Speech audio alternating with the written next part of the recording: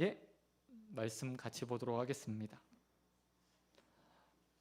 오늘 같이 보셔야 하는 말씀은 누가복음 9장 28절에서 36절까지 말씀.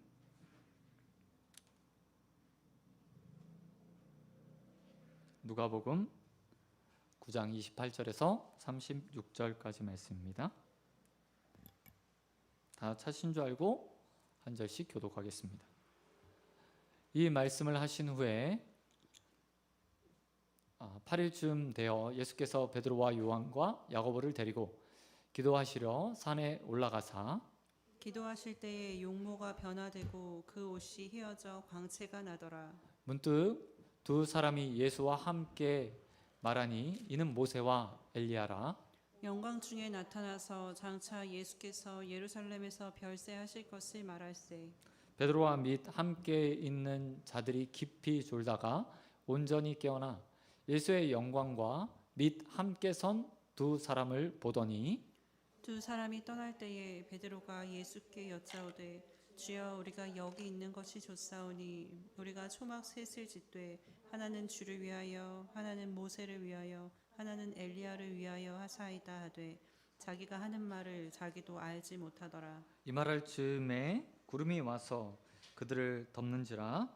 구름 속으로 들어갈 때 그들이 무서워하더니 구름 속에서 소리가 나서 이르되 이는 나의 아들 곧 택함을 받은 자니 너희는 그의 말을 들으라 하고. 같이 읽겠습니다. 소리가 그침에 오직 예수만 보이더라.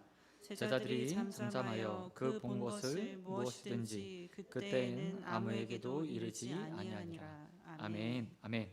오늘 말씀 가지고 오직 주만 바라볼지라, 오직 주만 바라볼지라 라는 제목으로 말씀 같이 나누겠습니다. 오늘 본문은 변화산 이야기를 우리에게 들려주고 있습니다.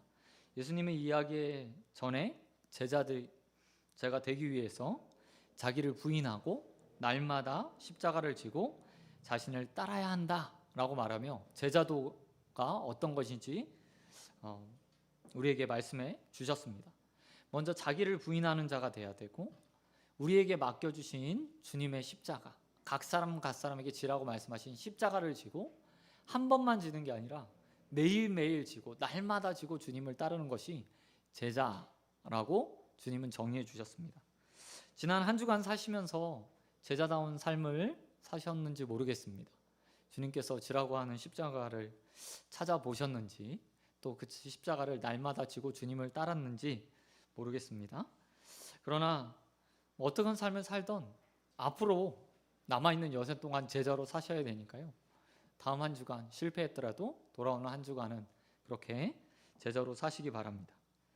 이렇게 예수님께서 제자에 대한 이야기를 하신 후에 오늘 말씀해 보니까 며칠 만에 제자들과 함께 또 기도하러 가십니까?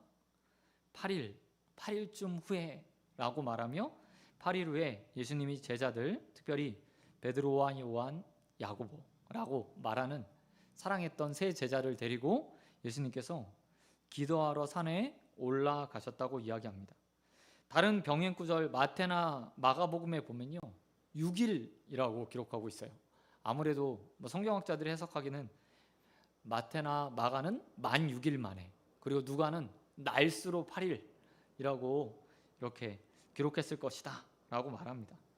그 차이와 상관없이 가장 중요한 것은 또 다시 예수님께서 뭐하러 올라가셨다고요? 기도하러 올라가셨다. 산에 기도하러 올라가셨다라고 이야기한다는 겁니다. 28절에 보면 이렇게 말하고 있습니다. 기도하러 산에 올라가셨다. 또한 29절에서 또 반복하시죠. 기도하실 때라고 말하며 예수님께서 경건의 습관들을 또 다시 우리에게 보여주고 있는 겁니다. 지난주에 나눈 것처럼 예수님은 계속해서 기도라는 경건의 습관들을 가지고 그것들을 마치 생활처럼, 일상의 삶처럼 기도하시는 모습을 우리에게 보여주고 계십니다. 그리고 변화산의 이야기는 예수님께서 그 기도하시는 목적, 왜 기도하러 오셨는가를 우리에게 분명하게 보여주고 있습니다. 여러분 31절 말씀 보시기 바랍니다. 변화산에서 예수님께서 왜 이곳에 오셨는지에 대해서 다른 복음서에서는 기록하고 있지 않아요. 근데 누가만 기록하고 있어요. 이렇게 기록하고 있습니다. 예수께서 예루살렘에서 별세하실 것을 말할세 라고 말하며 예수님과 모세와 엘리야가 이후에 있을 예수님의 죽음에 대한 이야기들을 하셨다고 오늘 본문은 이야기하고 있어요. 그리고 이것을 위해서 예수님은 기도로 준비하고 계셨다는 사실을 우리에게 보여주고 있다는 겁니다. 사실 예수님의 죽음을 생각할 때 우리는 좀 쉽게 생각합니다. 예수님은 신이셨으니까 하나님 말씀 가운데 자신의 사명을 지키는 것이 그리 어렵지 않았을 거야 라고 생각을 하죠. 하지만 결코 그렇지 않습니다. 여러분, 시한부 인생, 누군가 병에 걸리면 시한부 인생 선고받는 일이 있잖아요. 의사가 암 환자에게, 말기암 환자에게 당신은 6개월밖에 살 수 없습니다. 3개월밖에 살 수 없습니다. 당장 죽어도 이상하지 않습니다 라고 말하면 그 마음이 어떻겠어요? 우리 다 경험해 보지 않았으니까 정확하게 그 마음을 알 수 없을 거예요. 하지만 거의 대부분의 사람들이 맨 처음에 그런 이야기를 들으면 부정하죠. 받아들일 수 없어요. 그러고 나서 시간이 지나게 되면 삶을 어떻게 정리할까 수순을 밟는 거예요. 네, 예수님의 삶이 바로 이런 것이었다는 거죠. 오늘 본문에서 예수님께서 분명 변화산에 오신 목적은 한 가지였어요.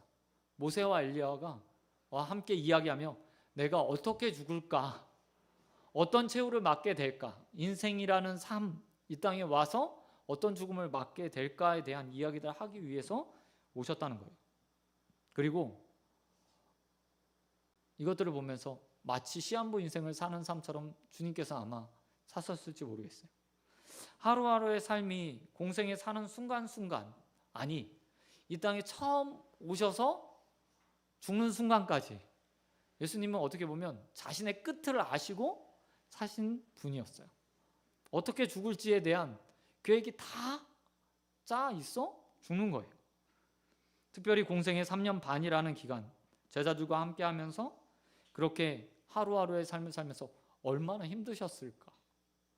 하루의 삶이 그냥 십자가 지러 가는 그 6월절에 우리가 소위 말하는 6월절부터 십자가 지는 고난주간, 그 주간만 힘든 게 아니라 3년 반 아니면 그 이상 성인이 돼서부터, 아니면 내가 죽어야 되는구나 라고 인지하는 그 순간부터 계속 시한부 인생을 사는 거예요.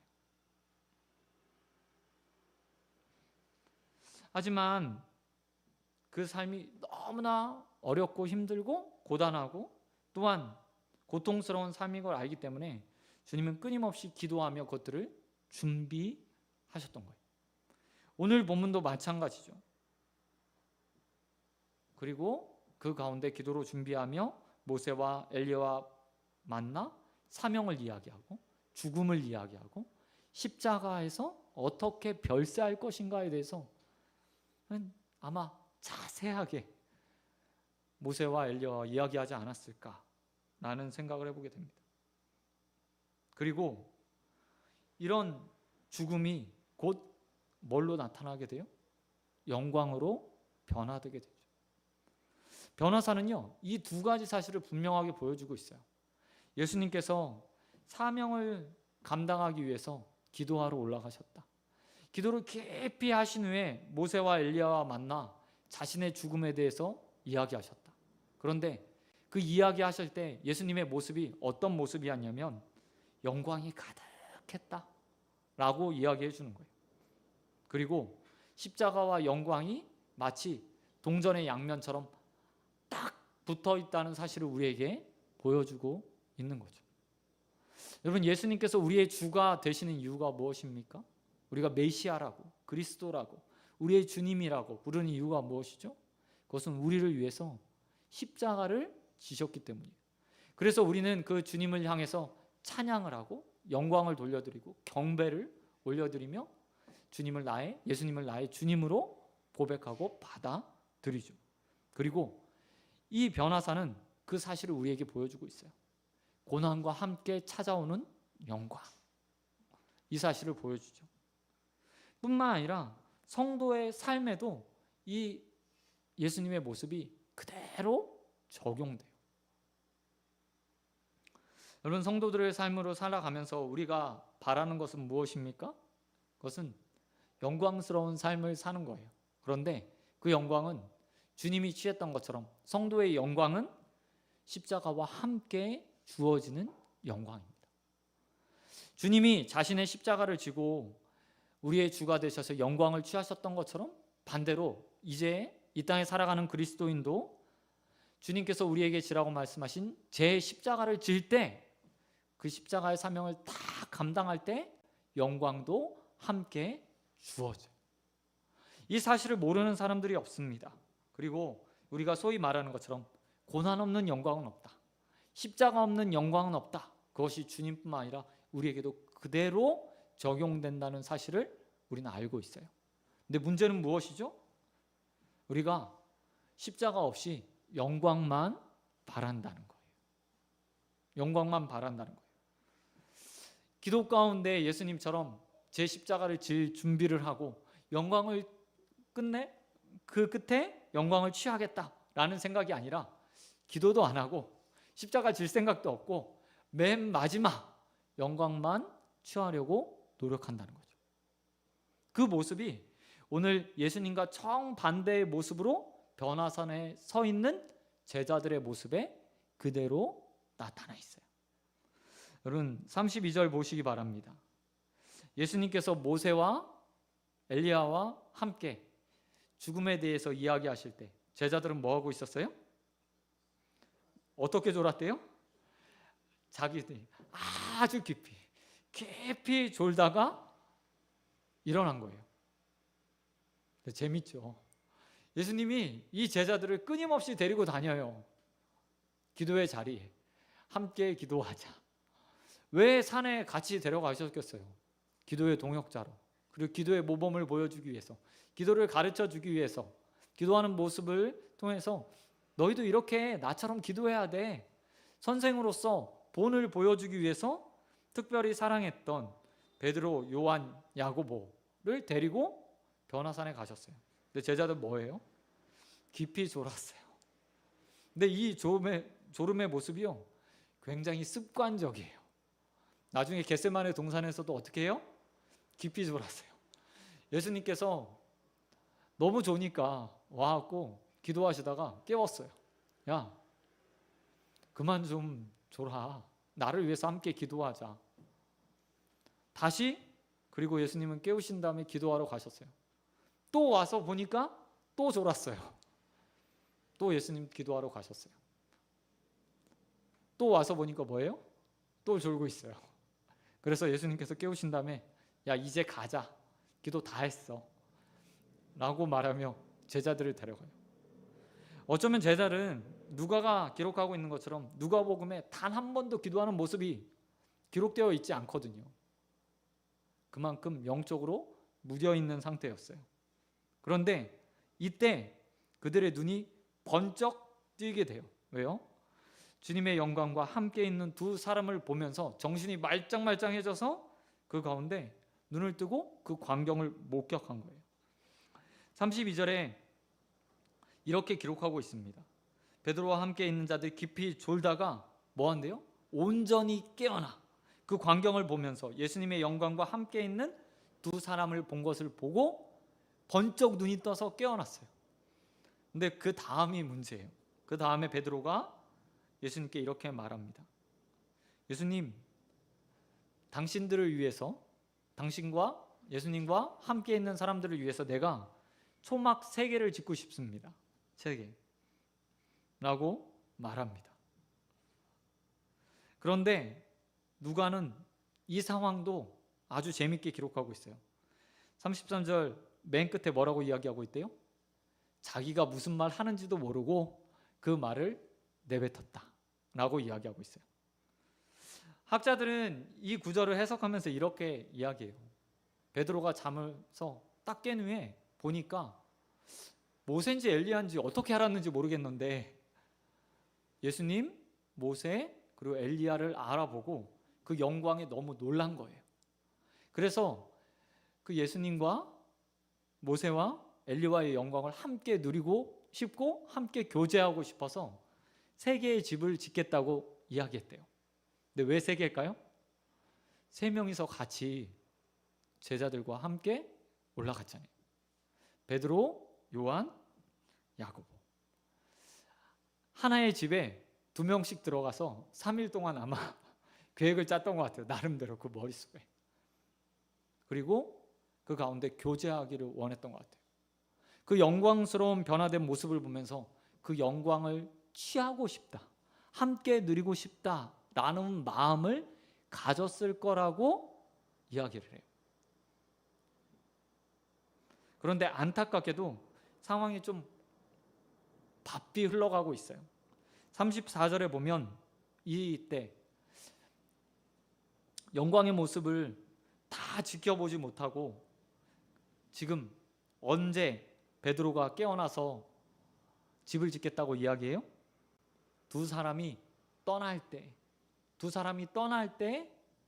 떠나기 직전에, 헬라어로 보면 떠나기 직전에 베드로가 말했다고 표현하고 있어요. 깨어 있었다면 아마 더 큰 영광을 봤을 거예요. 그리고 뿐만 아니라 예수님께서 어떻게 돌아가실지에 대한, 미래에 대한 이야기들도 다 들을 수 있었을 거예요. 장래 일들이 어떻게 흘러갈지, 모세와 예수님과 엘리야가 함께 이야기하는 모습, 이야기도 다 들을 수 있었을 거예요. 그런데 깊이 잠들어 있다가 맨 마지막에 모든 이야기를 마치고 영광스러운 그 모습이 다 이제 변해 사라질 쯤에 베드로가 정신없이 깨어나서 주님께 허겁지겁 말한 겁니다. 그런데 누가는 이렇게 말하죠.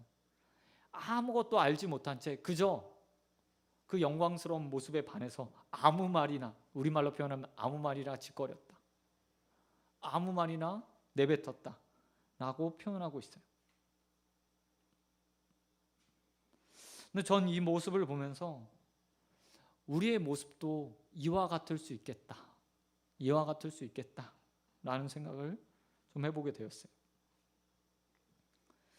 우리가 늘 깨어서 기도하고 영적으로 민감한 영을 가지고 있다면 주님께서 우리에게 말씀하시는 모든 것들, 보여주시는 것들, 모든 것들을 통해서 우리가 취해야 될 것, 얻어야 될 것, 누려야 될 것들을 다 보고 취하고 얻고, 또 말씀을 통해서 대비도 하고 깨어 근신하며 하나님께서 원하시는 대로 이룰 수 있어요.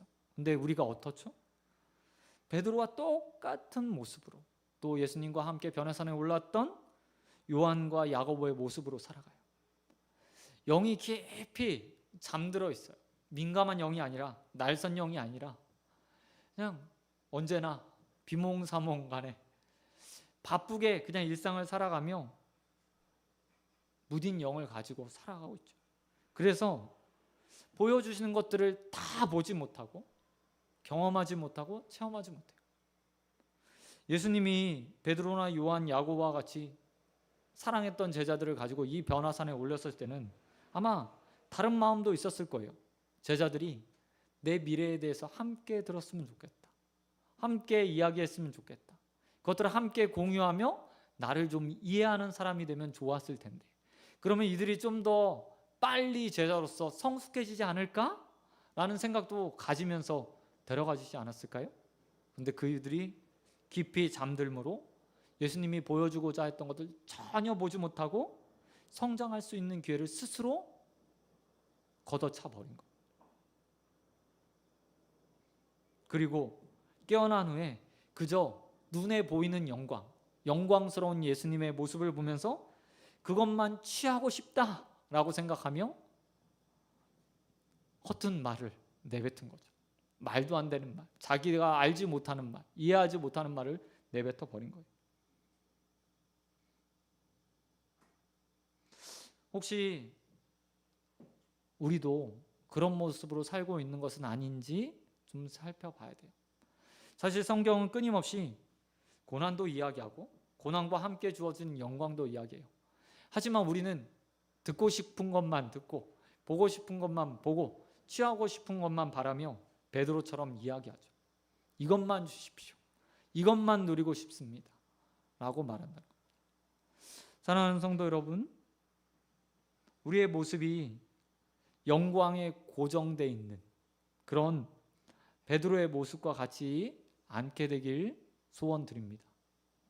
주님을 바라보고 주님께서 우리에게 보여주고자 하는 것들, 말씀하시고자 하는 것들, 그것들을 온전하게 바라볼 수 있는 저와 여러분 되시길 우리 주님 예수 그리스도의 이름으로 축원드립니다. 그런가 하면 이제 베드로 예수님의 영광만 바라보고 집 3개만 짓겠다고, 초막 3개 짓겠다고 얘기했던 그에게 하나님이 어떻게 하시는지 보세요. 베드로가 말실수를 했습니다. 그리고 그가 알지 못하는 말로 주님께 이야기했어요. 그 다음에 34절에 보면 이렇게 말해요. 이 말 할 즈음에 구름이 와서 그들을 덮은지라. 갑자기 그 산에 구름이 확 끼게 되었다고 이야기해요. 그리고 나서 모세와 엘리야가 사라져 버립니다. 그리고 그 구름 속에서 한 목소리가 들려요. 이렇게 구름 속에서 말씀하십니다. 이는 나의 아들 곧 택함을 받은 자니 너희는 그로 그의 말을 들으라 라고 말씀하시면서 야, 예수는 내 아들이야 라고 한 소리가 들린 거예요. 그리고 그의 말을 듣고 따르라 라고 이야기해요. 그리고 나서 소리가 그치고 보니까 모세도 없고 엘리야도 없어요. 누구만 남았어요? 예수님만 떡하니 남아 있는 거예요. 이 구름이라는 표현이요, 구약에서 여러분 성소에, 지성소에 제사장들이 1년에 한 번 딱 들어가잖아요. 대제사장이 한 번 들어가요. 그때 하나님의 영광을 하나님께서 성소에 자정하시는데 그 영광을 직접 보면 제사장이 죄로 인해서 바로 죽어버리니까 하나님이 구름을 딱 가려요. 히브리어로 샤칸, 영어로 하면 쉐키나 이렇게 부르는 구름인데요. 하나님의 임재를 상징하고 나타내고 하나님이 오셨다라는 것들을 상징하는 구름이에요. 이렇게 구름이 와서 딱 온 다음에 베드로에게 그리고 요한에게 야고보에게 말씀하시는 거예요. 그들이 알지 못했고 깨닫지 못했고 온전하게 바라보지 못했던 한 사람, 예수님에 대한 비밀을 알려주는 거예요. 그는 내 아들이다. 그러니 너희는 그의 말을 들어라 라고 말하며 예수님만 바라볼 수 있도록 만들어 주신 거죠.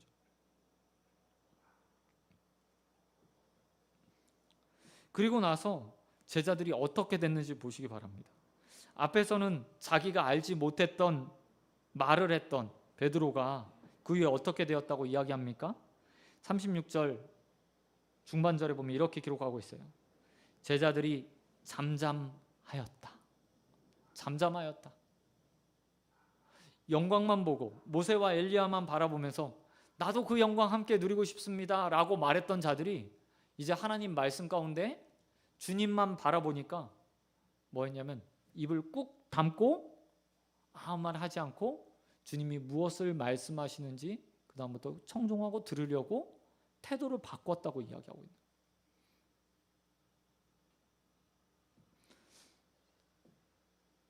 우리 그리스도인의 모습이요 이와 같아요.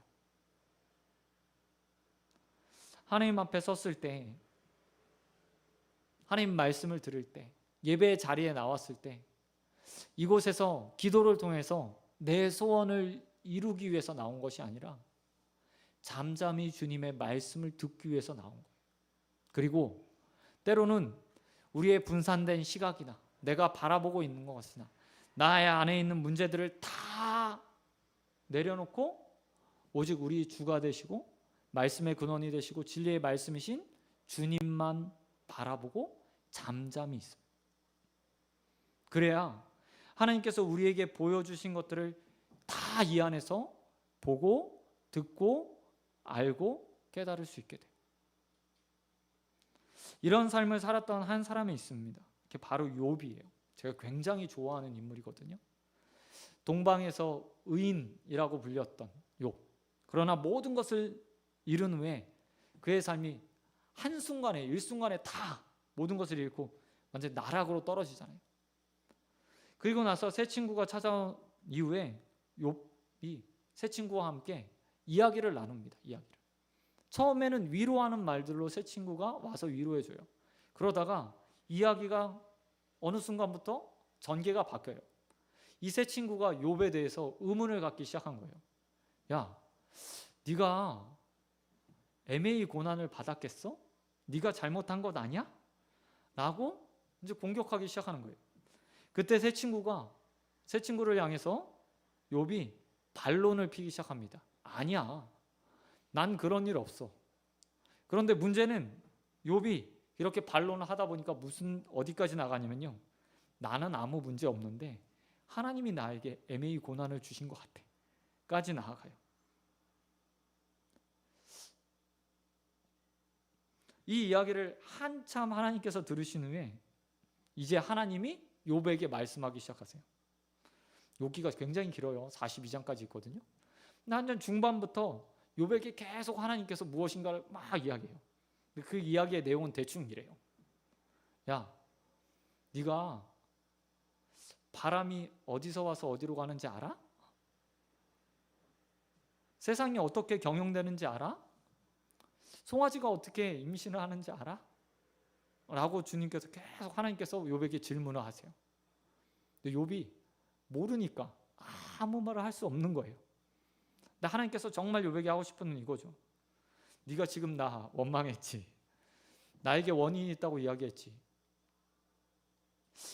내가 왜 이렇게 했을까? 네가 내 뜻을 감히 알 수 있을까? 라고 질문하시는 거예요. 계속. 그러자 욥이 마지막 42장 3절에서 특별히 이렇게 말해요. 내가 무지한 말로 하나님의 이치를 가렸습니다. 내가 아무 말이나 하면서 스스로 깨닫지도 못한 일들을 하나님 앞에서 마구 이야기했습니다. 라고 말하며 자신의 무능력함, 지혜 없음들을 하나님 앞에 고백해요. 그리고 하나님 앞에서 그 다음에 잠잠해지는 거예요. 내가 더 이상 아무 말도 하지 않겠습니다. 그러니 주님, 나에게 말씀하십시오. 욥의 모습이나 베드로나 요한이나 야고보, 오늘 본문에 주님만 바라봤던 자들이 했던 태도가 이런 태도였어요. 우리는 우리의 삶을 살면서 우리가 지혜 있다고 생각하고 하나님의 뜻들을 다 알 수 있다고 생각하고 또 그 가운데 나의 길을 내가 개척할 수 있다고 생각해요. 그러나 주님의 제자들은 오늘 하나님께서 말씀하셨던 것처럼 주님 한 사람만 딱 바라보고 그 입에서 어떤 말들이 쏟아지는지 집중하는 사람들이에요. 그리고 그 말씀에 따라서 인생을 계획하고 경영하고 따라가는 사람들이에요. 그리고 그렇게 살아갈 때 베드로가 원했던 영광, 그리고 우리가 원하는 영광, 주님께서 우리에게 허락하실 영광들을 취할 수 있게 돼요. 사랑하는 성도 여러분, 주님 앞에 나와 오늘 제자들처럼 잠잠히 주님의 말씀을 언제나 듣는 저와 여러분 되길 주님의 이름으로 축원드립니다. 성경에서 말하는 것처럼 주님의 말씀이 우리 길에 등불이 되어주고 우리의 삶의 길이 되어 주십니다. 그것들을 믿고 주님의 말씀에 언제나 잠잠히 귀를 기울이고 우리의 시선을 주님 앞에 고정하며 살아가게 되길 우리 주님 예수 그리스도의 이름으로 축원드립니다. 말씀 맺도록 하겠습니다. 우리 변화산의 영광을 우리의 삶에 주님께서 누리셨던 그 영광을요 누리는 자들이 되기 원합니다. 무엇을 통해서요? 제 십자가를 지음으로 영광을 취하는 자들 되기 원합니다. 주님께서 우리에게 각자 맡겨주신 십자가가 있습니다. 지난 한 주간 우린 그렇게 살지 못했지만 돌아오는 한 주간은 주님께서 우리에게 맡겨주신 십자가를 지고 또 그 앞에 순종함으로 주님께서 또한 허락하실 영광들을 취하는 자들이 되길 소원합니다. 그리고 그렇게 주님을 따르기 위해서 주님께 시선을 고정시키십시오. 주님께서 나에게 무엇이라 말씀하시고 어디로 가라고 말씀하시는지 듣기 위해 잠잠히 주님 앞에 서길 소원합니다.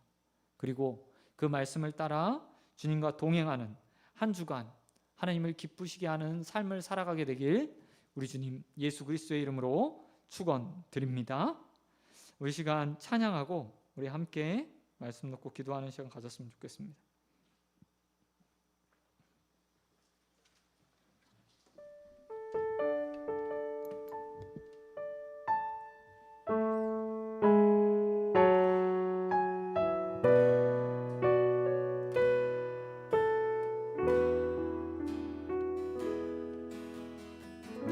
나의 영혼이 잠잠히 하나님만 바라며 나의 구원이 그에게서 나들도다. 나의 영혼아, 나의 영혼아 잠잠히 하나님만 바라라. 나의 소망이 저에게서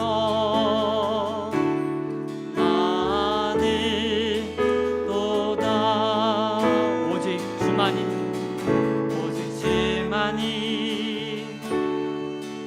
나의 반석, 나의 구원이시니 오직 주만이 나의 산성, 내가 요동치 아니하리. 나의 영혼이 간절히, 나의 영혼이 간절히 여호와를 갈망하며 나의 입술이 여호와를 찬양하리.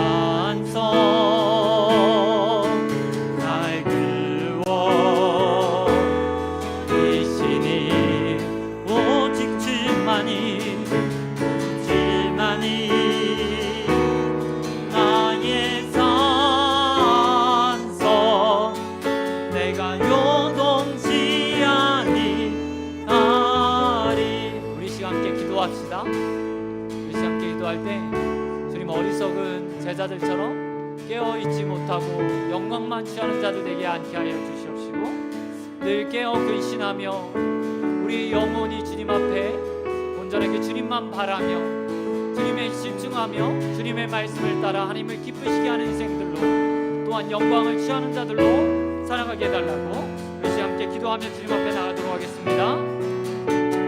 하나님 아버지 감사합니다. 아버지 하나님 아버지 우리를 기쁘시고 하나님 아버지 영이 언제나 주님만 바라며 깨어 근신하며 하나님 말씀을 따라 순종하는 인생들로 서갈 수 있도록 아버지 붙들어 주시옵소서. 하나님 아버지 제 십자가를 지지 않으며 하나님께 주님께 영광만 바라며 하나님이 내 삶을 이끌어 하나님 평안케 하시길 바라는 우리의 어리석은 삶들이 벗어나 하나님 아버지 온전하게 주님을 바라며 주님께서 우리에게 말씀하신 제 십자가를 지고 따르며 그 영광을 취하는 자들 될 수 있도록 아버지 붙들어 주시옵소서. 오 주님 우리의 삶이 제자의 삶이 되길 소원합니다.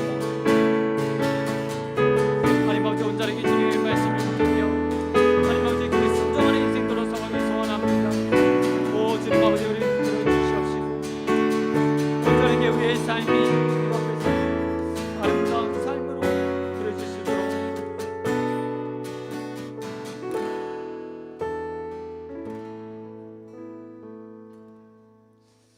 사랑과 은혜가 풍성하신 하나님 감사드립니다.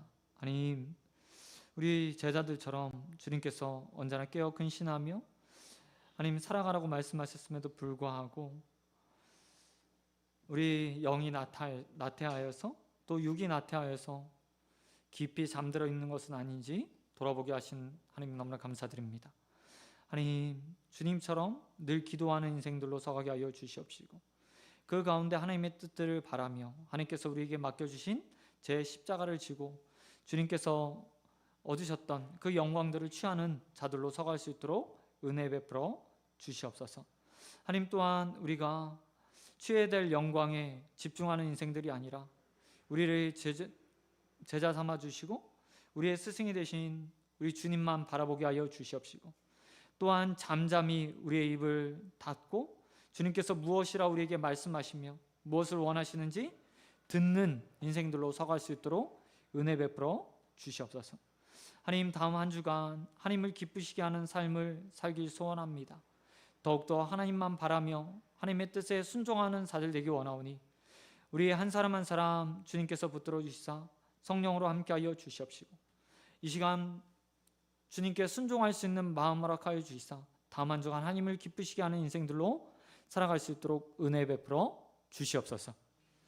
이제는 우리 주 예수 그리스도의 은혜와 한량없는 하나님의 사랑과 성령의 교통하심이 이 땅에 살아가는 동안에 깨어 근신하며 늘 주님과 함께 동행하기 원하며 또 제 십자가를 지고 주님께서 주실 영광을 바라보며 살아가기 원하는 우리 소원교회 성도들과 또 공예배로 하나님 앞에 나와 헌신하며 다음 한 주간을 주님께 기뻐하는 삶을 살기 원하는 모든 성도들 위해 영원토록 함께 있을지어다. 아멘.